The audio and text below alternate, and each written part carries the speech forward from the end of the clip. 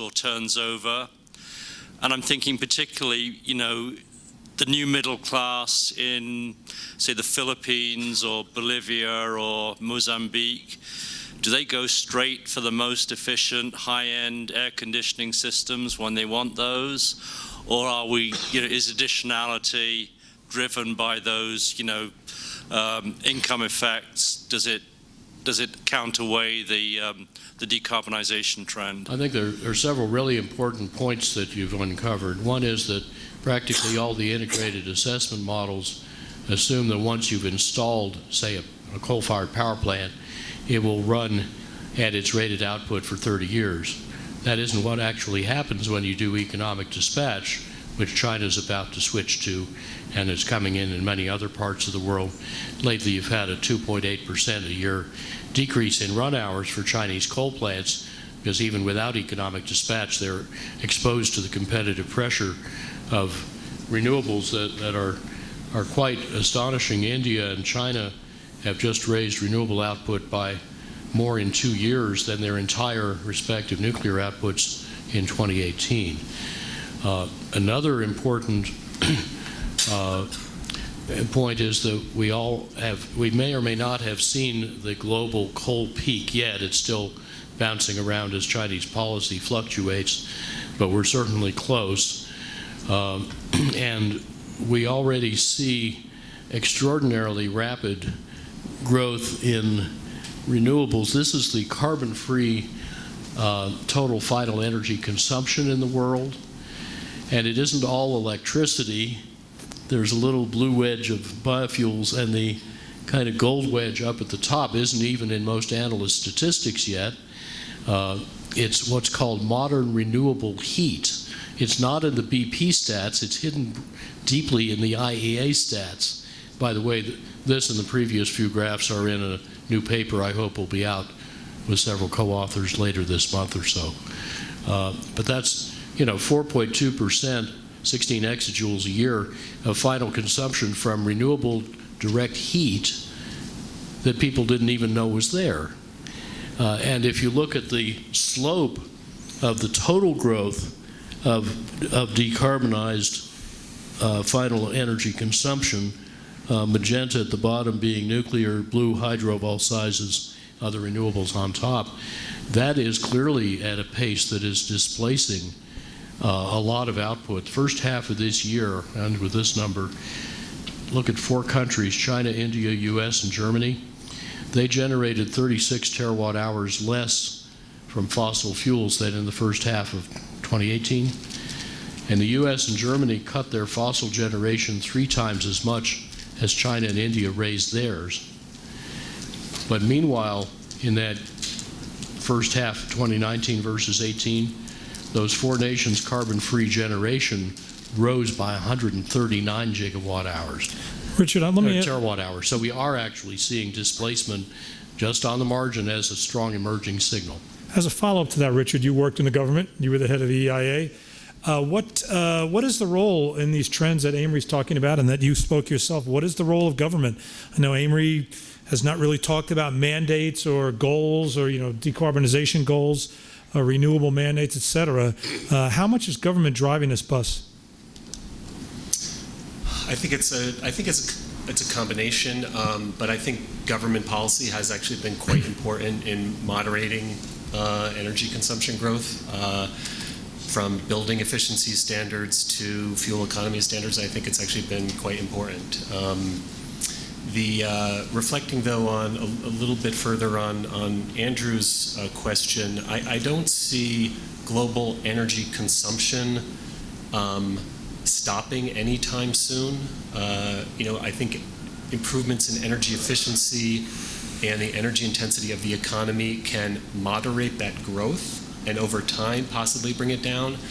But in terms of like what that first figure I showed, what might that look like in the future under a world where carbon emissions are reduced substantially, I think energy savings plays a role in moderating the height of that energy consumption figure, but I think it still grows.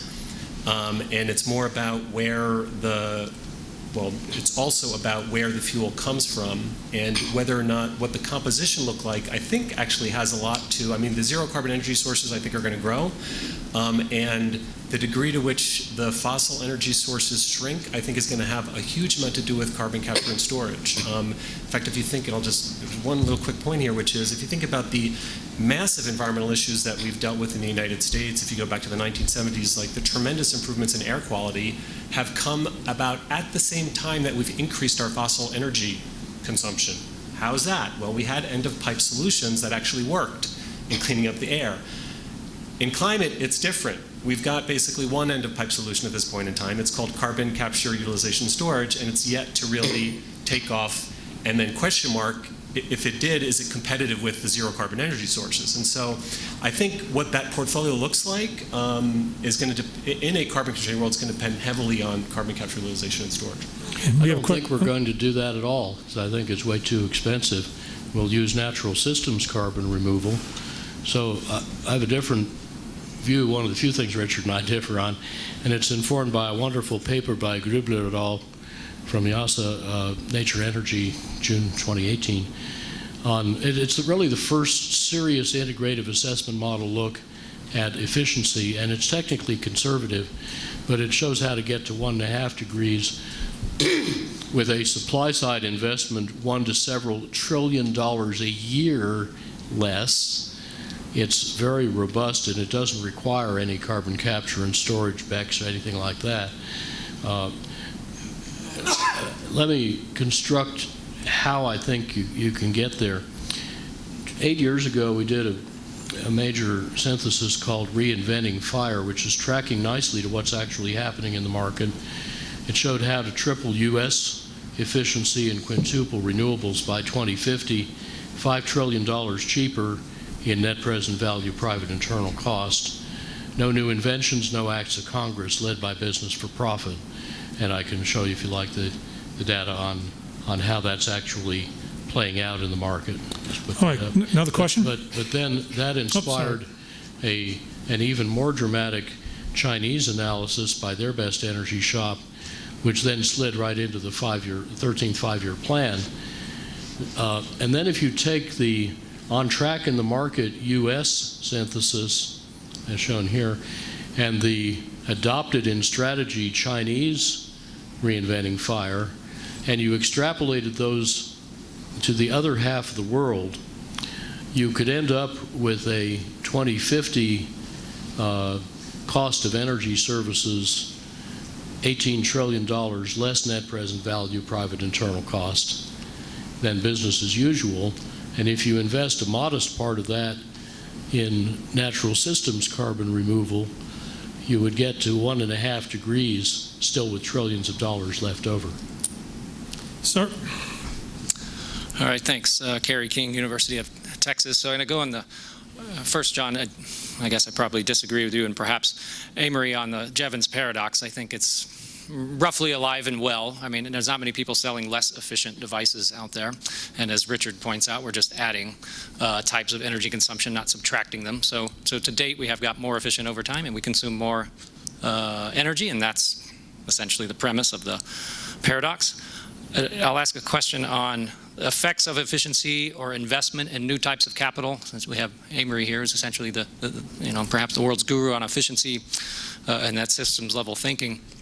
And the impact on the third pillar of sustainability, roughly, we might say. So we've been talking carbon for environment and just say GDP for economic growth, but the equity part. So the thing we've seen since the 1970s is a decline in wage share for the US and, for the most part, OECD countries. So growing income inequality at the same time of the impact of the transition in the oil shocks. And when energy consumption was no longer increasing in the US and then went flat after that. So our efficiency investments in people, intellectual capital, and in physical devices, which then need to get paid back, and people are looking for a return on these. Is this essentially a driver for declining wages of most people who don't work in that kind of intellectual sector and whose jobs are replaced by automation, for which engineers are designed to making designs to become more efficient. Not all efficient designs get rid of jobs, but some of them do. So is there a linkage between efficiency, energy consumption, and wage share, which is just shown in the overall data?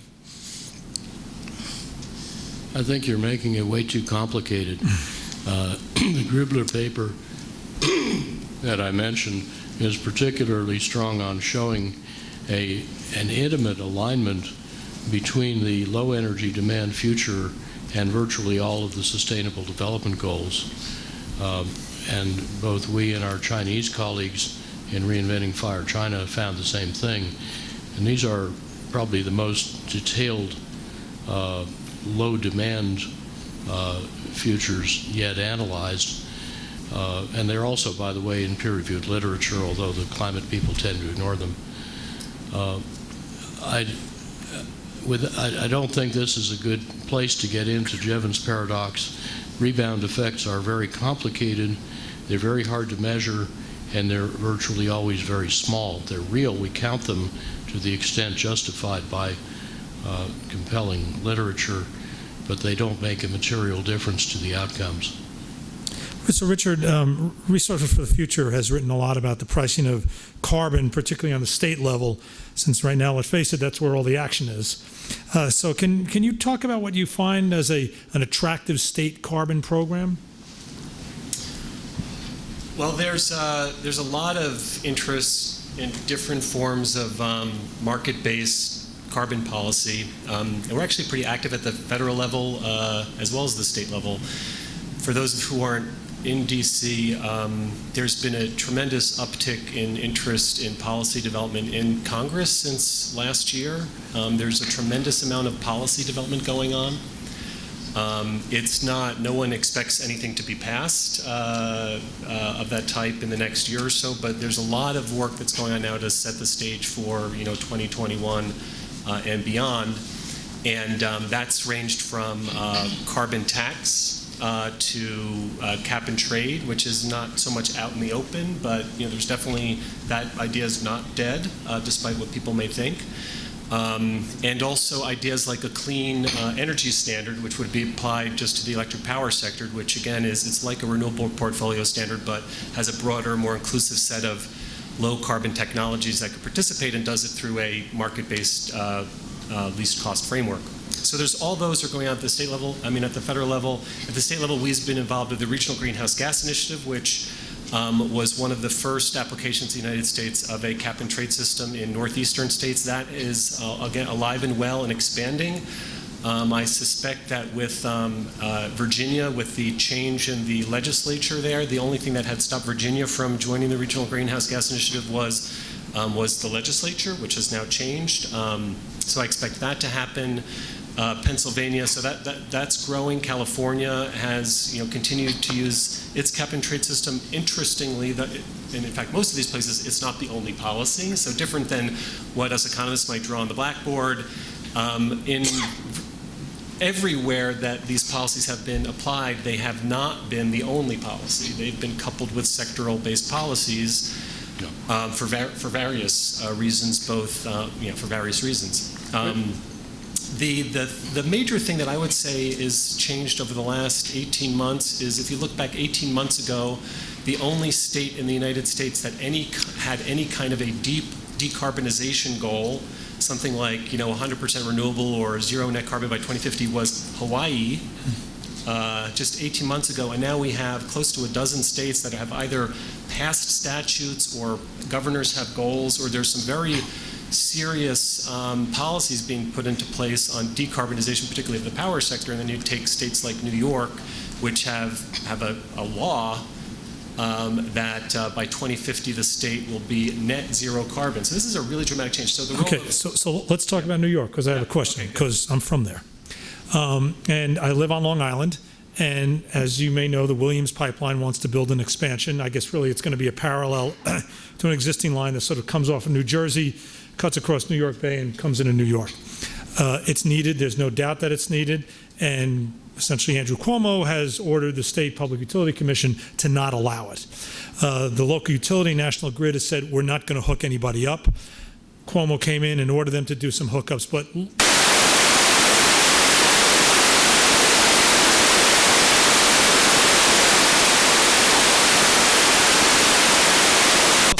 would agree with? Well, I mean, it's to force feed a low-carbon future. what puzzles me in your description is the statement that there's no doubt that it's needed. I haven't looked specifically at the Long Island situation, but when I look nationally or globally at every market for natural gas, I see really grave competitive threats. I used to think that global gas demand would decline decades later than oil demand. I no longer think that. RMI just put out a nice paper on the economics of clean energy portfolios. Okay, but let me interrupt and say there's no business case for combined cycle gas plants. Yesterday, a technical test was done in California confirming several-fold efficiency advantage in superior household cooking by a new electric technique. But the advocates of it are not backing it because they think that the Williams Pipeline and National Grid is making a bad business decision and they want to protect the rights of the shareholders. This is policy driven. These are people who maybe right now do need a gas hookup and they're not able to get it. Well, why do they need a gas hookup? Well, you know, what is if you've built, they're currently using number 2 fuel oil in some cases. Yeah. That's why. Okay, but there are other ways you can heat your house, including retrofitting it. That's what, for example, Energy Sprong is about, which is a super from saved energy with no subsidy, and should be there within another year. I think you'd have to get quite granular to see why people think they need a new gas hookup, but it's not accidental that New York State and a number of California jurisdictions are moving strongly away from new gas hookups as they decide it's actually, not just for climate reasons, just no longer a matter of public safety sound to keep fixing the old gas to replace it with passive techniques, efficiency, and renewable electricity. You know, so if I could generalize your question a little bit, sticking though with the pipeline issue.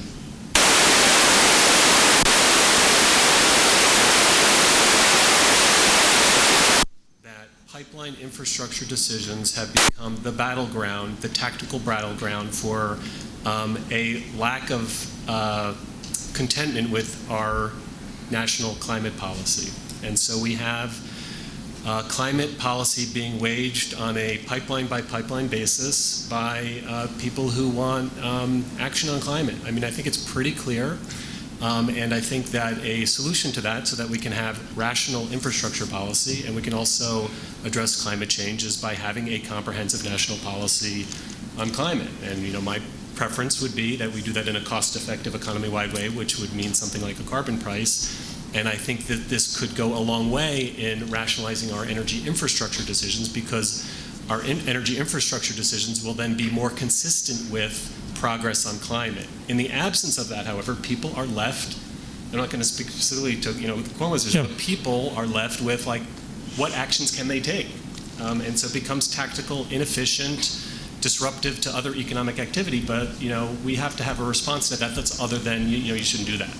So it's very personal for me because I'm a New York Islanders fan, and they're building a new arena at Belmont Park, and because of this, they are putting in propane tanks as a backup. You know, most of the building would be powered by electricity, of course, and I'm going to assume that it's probably not as efficient as you would have it, but it's probably built to a fairly modern level of efficiency. But as a backup fuel, they're going to build propane tanks, which, once emptied, will need a truck to come in to fill them up again over and over and over again. So that's kind of the very micro level. So, Marianne, when you were getting up to leave, I was wondering, are we done yet? No, you had a question. No. Yeah.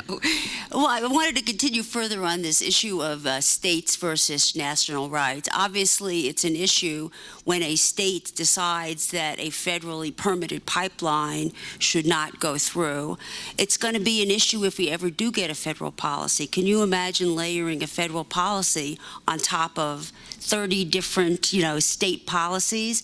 How does one work through this? I think through the capital markets, which will decide they don't like the risk in a lot of these projects.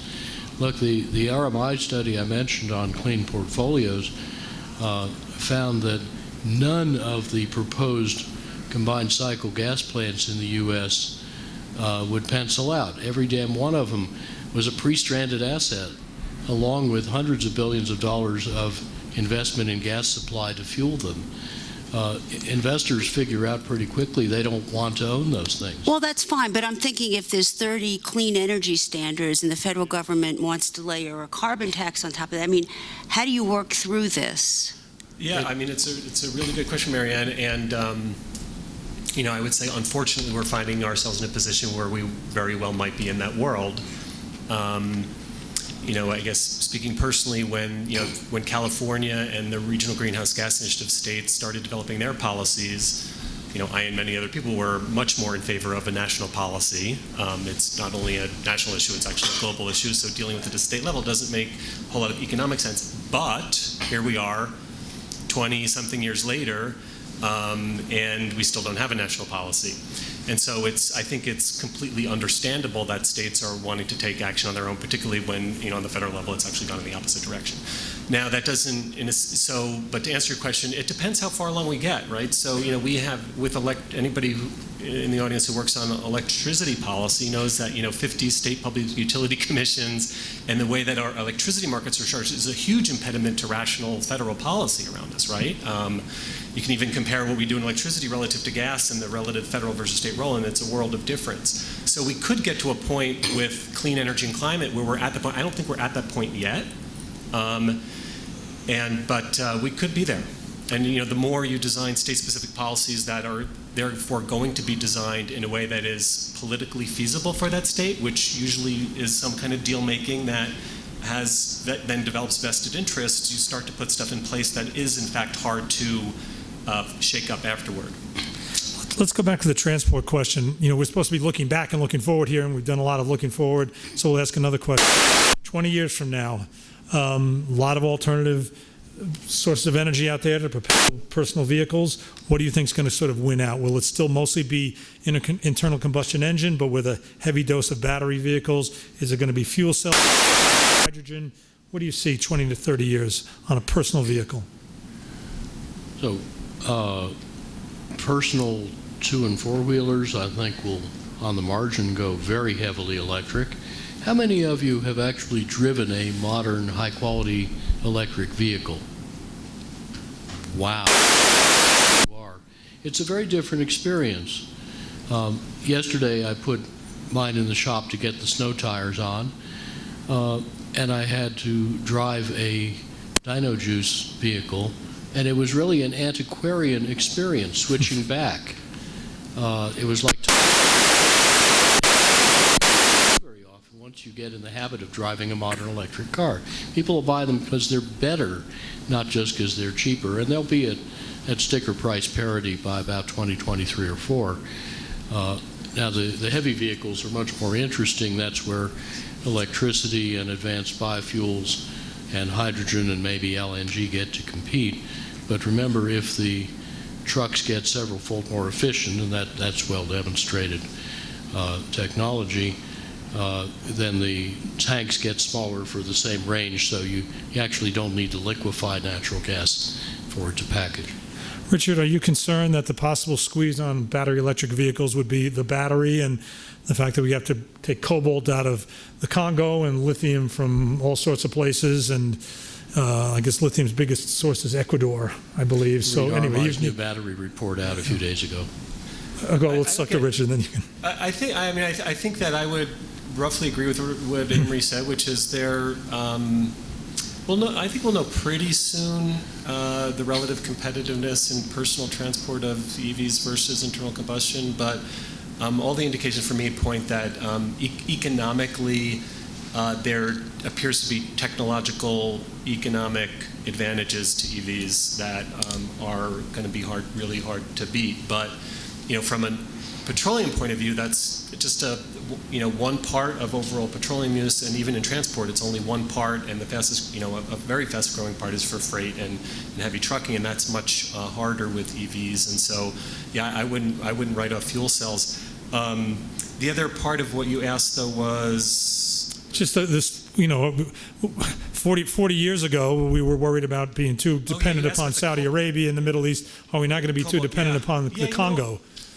I honestly, I don't get that hung up about that. So the history, I mean, this is like driven in part by the long history of Resources for the Future, right? So RFF was founded in 1952 when the main concerns coming out of World War II were about mineral scarcity, copper, rubber, things that were used for the war effort, and a period of rapid industrialization where we needed materials for economic growth. And this is when economics was really getting a start in thinking about this. And the two things that we've learned in many, many different cases is the combination of technological innovation and substitution tend to heavily moderate scarce resources. And to my knowledge, the only one we haven't succeeded on that so far is the environment, right? And that's and a big problem there is that it's not traded in the marketplace unless we put some kind of a framework in for doing so. And so I guess I'm honestly not that. No. I mean, your question. What kind of aim we're not holding? Well, but you don't. This is the same as the rare earth stock hype we were fed a few years ago. Take a look at RMI's new battery report. There are a lot of kinds of very interesting batteries starting to enter the market from powerful players that do not have cobalt, do not have lithium, do not have anything scarce, costly, toxic, or flammable, and are equal or superior in other respects and have a bill of materials cost as much as tenfold below lithium. So there's some big changes coming. And of course, the more efficient your vehicles are, the fewer batteries you need. It's interesting. I was at one of the tables the other night, the round tables, and I told my story, which is before I covered oil, I covered metals. And I covered all the weird ones. I mean, so I covered cobalt, so I've been familiar with the cobalt story for a while. We didn't cover lithium at all. It was just a non-metal. And so it has managed to become this incredibly important metal, and yet no crisis in the lithium market. Because as you approach the crisis level, you start to engineer around it. You know, I mean, I'll just say, I didn't want to trivialize this,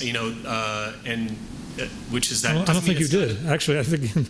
What's that? I don't think you did. Oh, okay, good. Yeah. It's serious issues like this come up, but they tend to be dealt with, and sometimes it's dealt with like prices can get very high before you really actively look for substitutes. And to Marianne's point, which is a really important point, maybe I'm no doubt preaching to the choir here, but the role of like international law and free markets and using the market system to address these issues is incredibly valuable, right? And we shouldn't lose sight of that. We only have about 5 minutes. If anybody has any other questions, time to step up to the microphone or raise your hand. Otherwise, we'll kind of wrap things up here because this is I'm going to ask a question that sweeps back 30 to 40 years.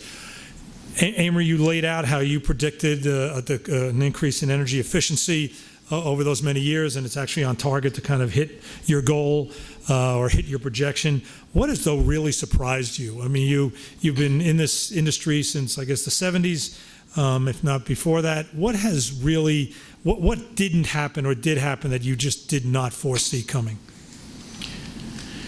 Well, I should have foreseen fracking better than I did, being a friend of George Mitchell. And I'm not sure its effects will be as long-term as many people now suppose. There are about 8 major issues with it that would have to be satisfactorily resolved, and the chances of doing that with all of them seem to me fairly slim.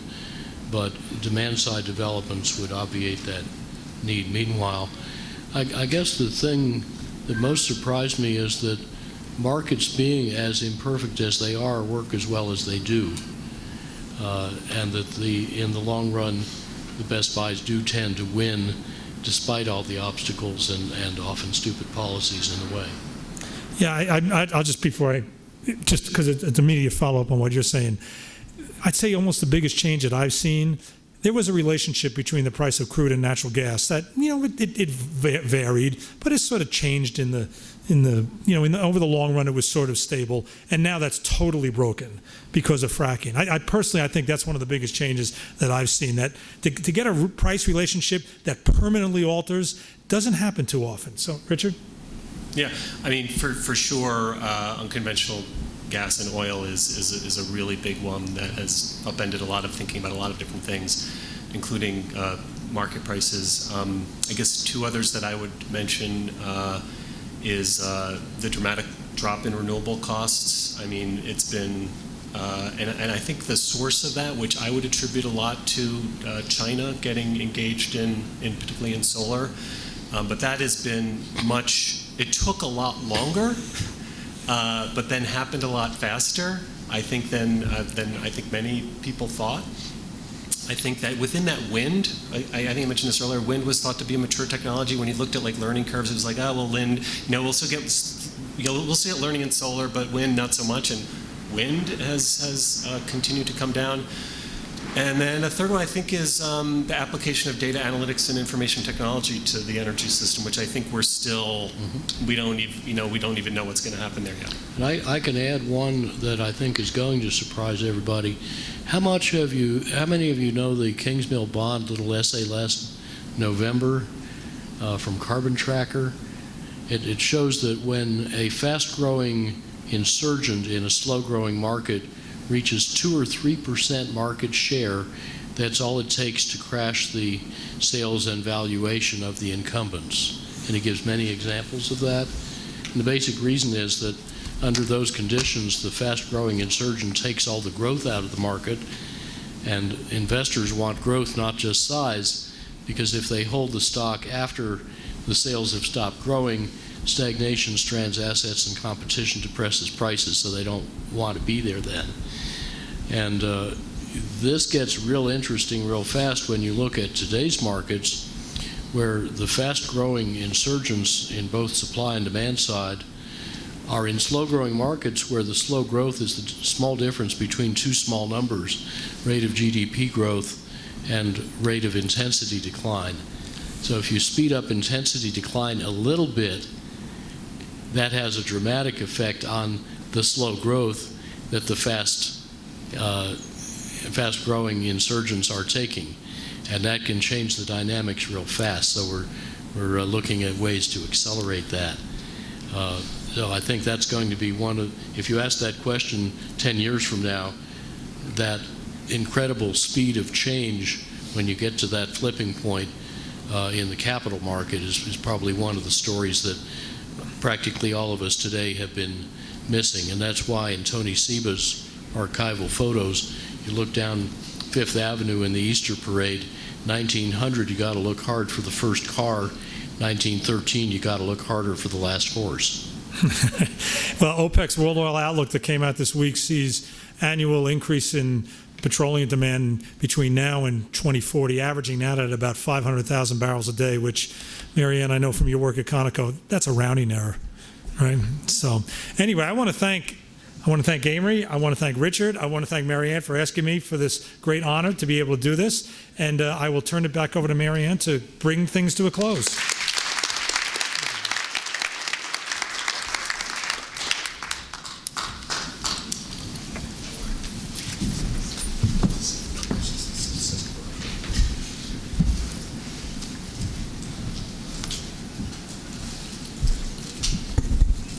I wanted to thank you all, those of you, the survivors who have stuck with us. I wanted to make a few comments on some of the things I've heard over the last 3 days, and particularly on the size of the challenge in decarbonizing the global economy. You know, I've heard, and these are things I've heard said in the various sessions we've had. We're trying to do in one generation what historically has taken 3. We need to triple our efforts, and I've heard this said in many different ways throughout our sessions.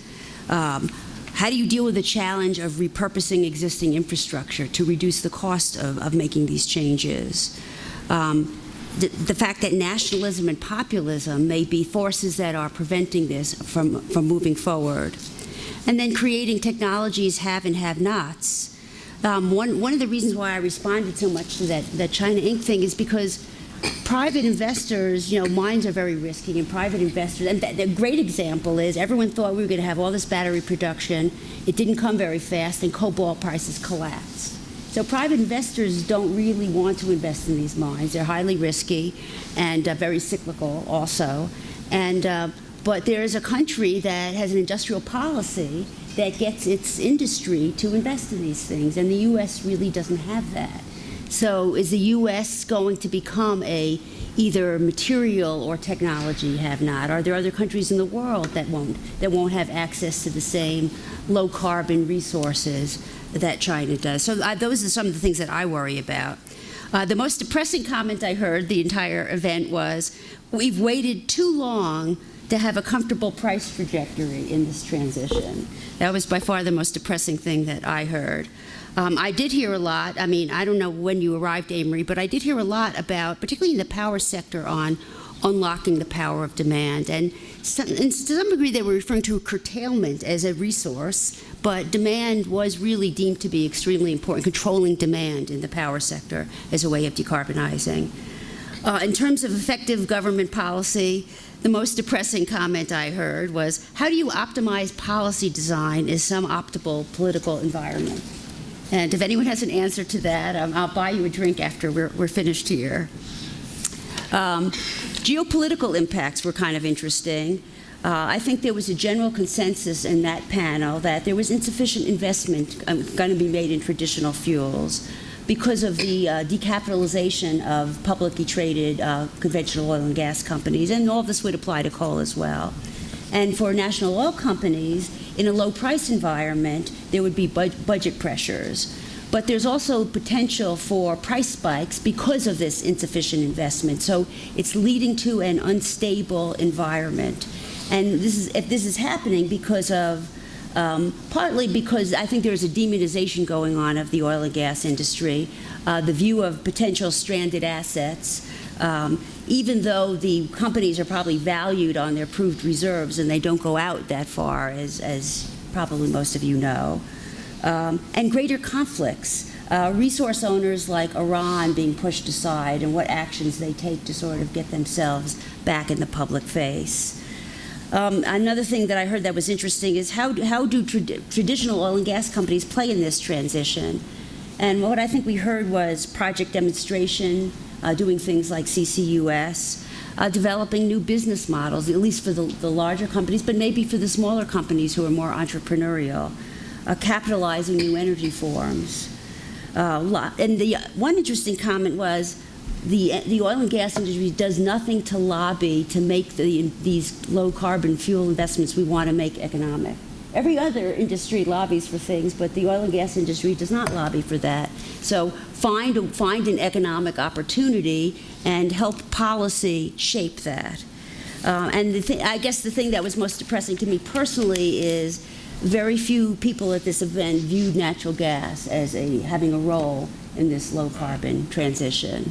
So, I mean, speaking of, someone called themselves Debbie Downer. I think I deserve the award for that today.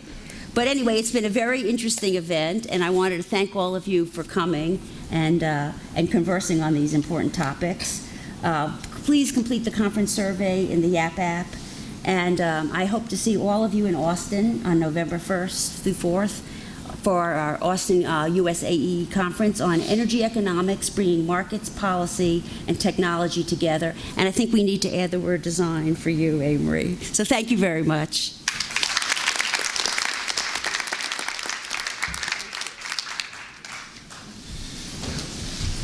Amy, thanks.